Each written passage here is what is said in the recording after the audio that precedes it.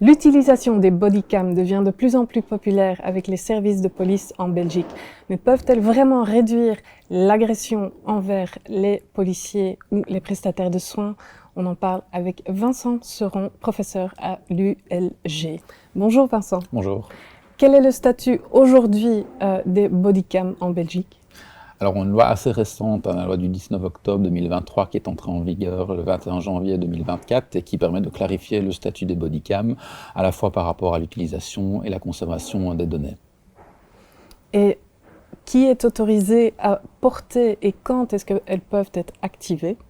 Alors, cette loi concerne uniquement les services de police et pas les services de secours. La police locale et la police fédérale sont susceptibles de porter les bodycams, à la fois les fonctionnaires de police et les membres du cadre opérationnel. Et pourquoi les autres ne sont pas autorisés?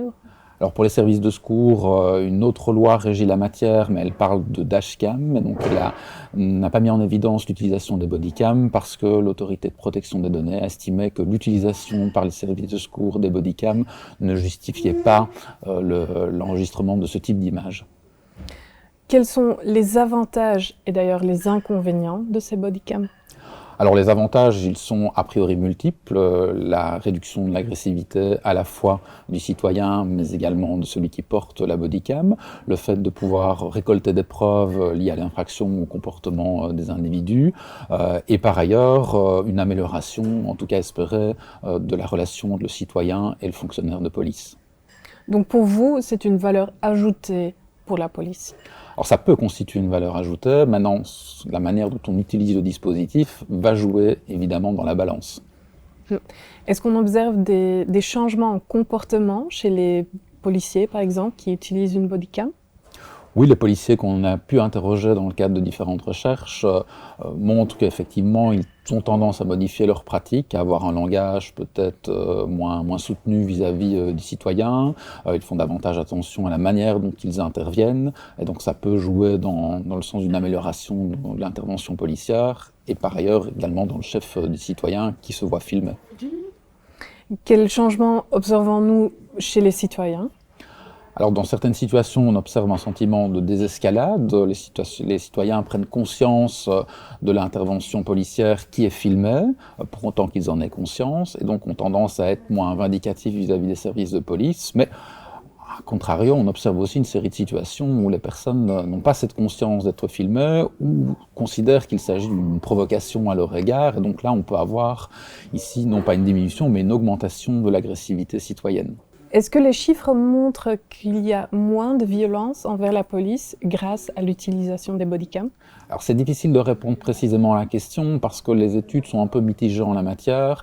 Certaines études montrent qu'effectivement il y a une désescalade de la violence et de l'agressivité, et d'autres nuancent le propos en disant qu'il est difficile de considérer que c'est uniquement grâce à la bodycam que la situation a évolué favorablement. Il y a peut-être une série d'autres facteurs, à la fois dans le chef des citoyens et des services de police, qui peuvent influencer cette diminution de l'agressivité. Qu'en pensez-vous? Je pense que c'est beaucoup plus complexe que ça, et donc ça n'est pas étonnant comme résultat dans la mesure où dans une intervention policière, il y a beaucoup de paramètres qui rentrent en ligne de compte, la manière dont le policier va s'adresser aux citoyens, la présence d'une foule éventuelle, l'état mental, l'état psychologique de l'individu, et donc ces différents paramètres peuvent influencer, je veux dire, l'avantage de la bodycam, ou au contraire faire considérer que cette même bodycam constitue un élément plus problématique qu'autre chose dans le cadre de l'intervention. Y a-t-il d'autres professions qui pourraient bénéficier du port d'une bodycam? Je pense notamment à l'inspection de travail ou les prestataires de soins. Oui, il y a plein de secteurs qui pourraient bénéficier de ce type de dispositif. L'inspection du travail, le secteur hospitalier, ambulancier, vous avez également le secteur de la sécurité privée. Donc il y a une demande, je pense, qui est formulée par une partie du secteur, mais qui à ce stade n'est pas rencontrée, puisque le cadre légal en Belgique ne le permet pas, contrairement à ce qui se fait dans certains pays. Si vous regardez la température politique pour cette demande-là, est-ce que vous estimez qu'au futur, l'utilisation des bodycams serait permis pour ces personnes-là? Alors à court terme, je ne pense pas, au vu du positionnement récent qu'on a eu vis-à-vis des services de secours et donc de certaines possibilités d'utiliser la bodycam. À moyen et long terme, je pense qu'effectivement il pourrait y avoir un assouplissement, en tout cas un élargissement de la législation par rapport à certains services, pour autant que la finalité le justifie précisément. Je pense que ça c'est un argument qui sera incontournable dans des modifications législatives. Vous avez évoqué dans votre intervention des problèmes avec l'évaluation de l'utilisation des bodycams. Pouvez-vous expliquer un peu? Oui, ça reste un point faible par rapport au dispositif. On prête beaucoup de vertu à l'utilisation des bodycams, mais en termes d'évaluation, on a des évaluations qui sont trop souvent internes, donc mises en avant par le fabricant du dispositif et donc moins neutres, ou des évaluations qui portent sur des utilisations qui sont je veux dire, trop peu quantifiées. Donc dans l'exemple de ce matin, j'évoquais l'utilisation par les sapeurs-pompiers français avec des résultats qui a priori sont encourageants, mais on constate qu'il y avait 576 interventions avec l'utilisation d'une bodycam sur plus d'1 million d'interventions, et donc on ne peut pas réduire ces interventions en considérant qu'il va s'agir de la norme et que ça fonctionne réellement. Donc on a besoin d'avoir des évaluations beaucoup plus importantes. Oui, il y a encore un job pour vous dans le futur, j'imagine. Oui, je presse un peu pour ma chapelle, évidemment, dans ce cadre. Oui.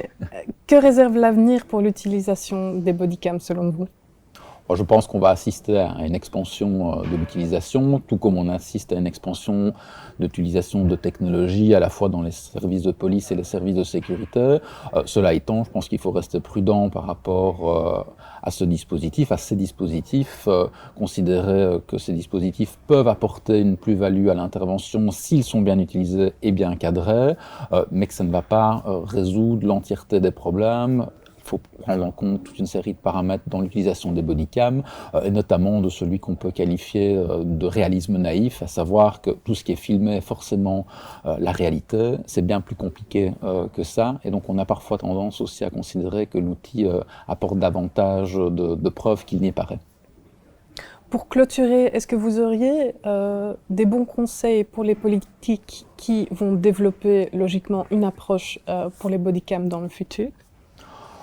Tenir compte prioritairement de l'avis des professionnels qui souhaitent utiliser ces dispositifs et les raisons pour lesquelles ils souhaitent les mettre en œuvre, parce que trop souvent on a tendance à implémenter des dispositifs sans tenir compte de l'avis des principaux intéressés, et je pense que ça c'est un inconvénient majeur, et être aussi prudent par rapport à l'utilisation des données. Donc je pense que la loi sur la fonction de police a été très cadrante, et c'est quelque chose qui à mon sens est positif.